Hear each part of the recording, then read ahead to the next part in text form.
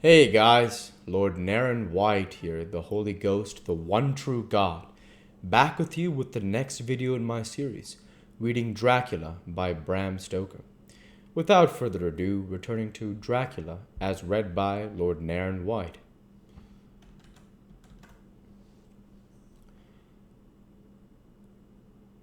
They did not quite know what to say, or what to do, as they were ignorant of the amount of my knowledge, so they had to keep on neutral subjects. However, I thought the matter over, and came to the conclusion that the best thing I could do would be to pose them on affairs right up to date. I knew from Dr. Seward's diary that they had been at Lucy's death, her real death, that I need not fear to betray any secret before the time. So I told them, as well as I could, that I had read all the papers and diaries, and that my husband and I, having typewritten them, had just finished putting them in order. I gave them each a copy to read in the library. When Lord Godalming got his and turned it over, "It does make a pretty good pile," he said. "Did you write all this, Mrs. Harker?" I nodded, and he went on. "I don't quite see the drift of it. But you people are all so good and kind, and have been working so earnestly and so energetically. All I can do is to accept your ideas blindfold, and try to help you. I have had one lesson already in accepting facts that should make a man humble to the last hour of his life. Besides, I know you loved me, Lucy. Oh, I'm sorry. I know you loved my Lucy. I know you loved my Lucy." Here he turned away and covered his face with his hands. I could hear the tears in his voice. Mr. Morris, with instinctive delicacy, just laid a hand for a moment on his shoulder, and then walked quietly out of the room. I suppose there is something in a woman's nature that makes a man free to break down before her, and express his feelings on the tender or emotional side without feeling it derogatory to his manhood. For when Lord Godalming found himself alone with me, he sat down on the sofa and gave way utterly and openly. I sat down beside him and took his hand. I hope he didn't think it forward of me, and that if he ever thinks of it afterwards, he never will have such a thought. There I wrong him. I know he never will. He is too true a gentleman. I said to him, for I could see that his heart was breaking, "I loved you, dear Lucy, and I know what she was to you, and what you were to her. She and I were like sisters, and now she is gone.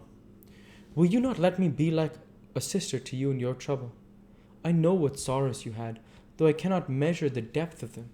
If sympathy and pity can help in your affliction, won't you let me be of some little service for Lucy's sake?" In an instant the poor dear fellow was overwhelmed with grief. It seemed to me that all he had of late had been suffering in silence found a vent at once. He grew quite hysterical, and raising his open hands, beat his palms together in a perfect agony of grief. He stood up, and then sat down again, and the tears rained down his cheeks. I felt an infinite pity for him, and opened my arms unthinkingly.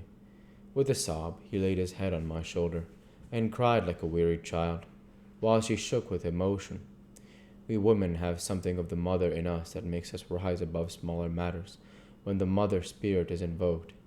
I felt that big sorrowing man's head rest on me, as though it were that of a baby that some day may lie on my bosom, and I stroked his hair as though he were my own child. I never thought at the time how strange it all was. After a little bit his sobs ceased, and he raised himself with an apology, though he made no disguise of his emotion. He told me that for days and nights past, weary days and sleepless nights, he had been unable to speak with anyone, as a man must speak in his time of sorrow. There was no woman whose sympathy could be given to him, or with whom, owing to the terrible circumstance with which his sorrow was surrounded, he could speak freely. "I know now how I suffered," he said, as he dried his eyes, "but I do not know even yet, and none other can ever know, how much your sweet sympathy has been to me today. I shall know better in time, and believe me, that, though I am not ungrateful now, My gratitude will grow with my understanding. You will let me be like a brother, will you not? For all our lives, for dear Lucy's sake. For dear Lucy's sake, I said as we clasped hands. Aye, and for your own sake, he added. For if a man's esteem and gratitude are ever worth the winning, you have won mine today. If ever the future should bring to you a time when you need a man's help, believe me, you will not call in vain. God grant you that no such time may ever come to you to break the sunshine of your life. But if it ever should come, promise me that you will so let me know. He was so earnest, and his sorrow was so fresh, that I felt it would comfort him, so I said, I promise. As I came along the corridor, I say Mr. Morris, looking out of a window. He turned as he heard my footsteps. How's Art? He said. Then noticing my red eyes, he went on, I see you have been comforting him. Poor old fellow. He needs it. No one but a woman can help a man when he is in trouble of the heart, and he had no one to comfort him. He bore his own troubles so bravely that my heart bled for him. I saw the manuscript in his hands, and I knew that when he read it, he would realize how much I knew. So I said to him, I wish I could comfort all who suffer from the heart. Will you let me be your friend, or will you come to me for comfort if you need it? You will know later why I speak. He saw that I was in earnest, and stooping, took my hand and raised it to my lips and kissed it. It seemed but poor comfort, to so brave and unselfish a soul, and impulsively I bent over and kissed him. The tears rose in his eyes, and there was a momentary choking in his throat. He said quite calmly, Little girl, you will never forget that true-hearted kindness, so long as ever you live. Then he went into the study to his friend. Little girl, the very words he had used to Lucy, and oh, but he proved himself a friend. Chapter 18. Dr. Seward's Diary. 30 September. I got home at 5 o'clock and found that Godalming and Morris had not only arrived, but had already studied the transcript of the various diaries and letters which Harker had not yet returned from his visit, to the carrier's men, of whom Dr. Hennessy had written to me. Mrs. Harker gave us a cup of tea, and I can honestly say that, for the first time since I have lived in it, this old house seemed like home. When we had finished, Mrs. Harker said, Dr. Seward, may I ask a favor? I want to see your patient, Mr. Renfield. Do let me see him. What you have said of him in your diary interests me so much. She looked so appealing and so pretty that I could not refuse her, and there was no possible reason why I should, so I took her with me. When I went into the room, I told the man that a lady would like to see him, to which he simply answered, Why? She is going through the house and wants to see everyone in it, I answered. Oh, very well, he said.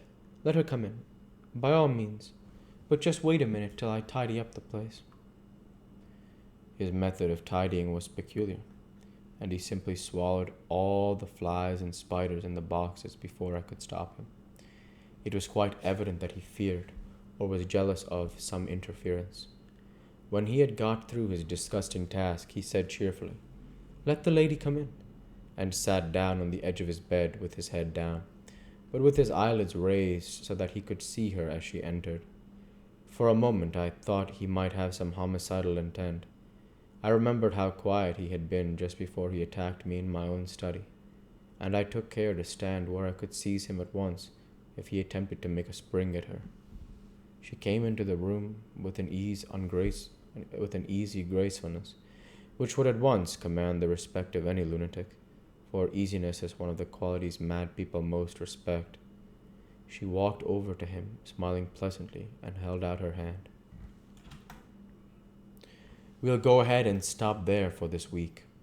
As usual, I want to say thank you for watching, and I hope you enjoyed. Please like, comment, and subscribe as it greatly helps the channel. Light be with you all. Take care. And thanks again.